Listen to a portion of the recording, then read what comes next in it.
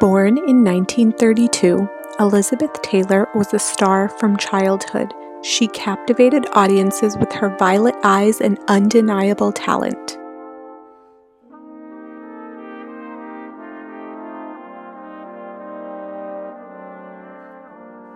By her teenage years, she had already become a leading lady, dazzling audiences with her beauty and talent.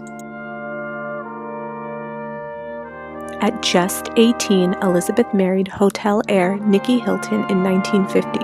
The fairy tale was short-lived, though. His drinking and abusive behavior led to divorce within a year. Ironically, just as her own first marriage was ending, she played a young bride in one of her biggest early hits.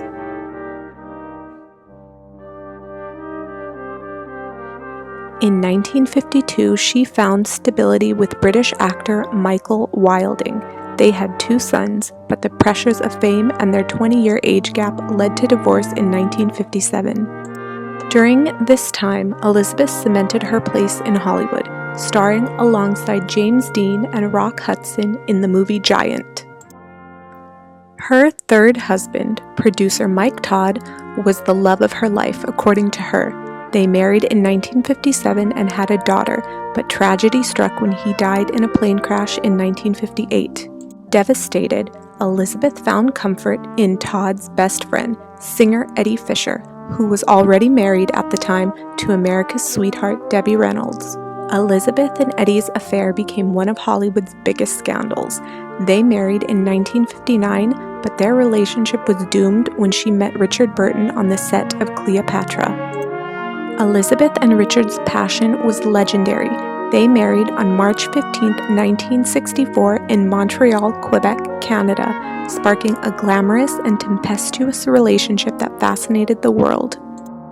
Their chemistry and animosity for each other translated to the screen, earning Elizabeth her second Academy Award for Who's Afraid of Virginia Woolf, which Richard Burton starred in, playing her husband.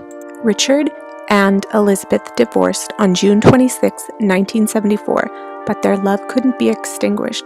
They remarried on October 10, 1975, only to once again divorce for the final time a year later on July 29, 1976. In the same year of 1976, Elizabeth stepped into politics, marrying U.S. Senator John Warner.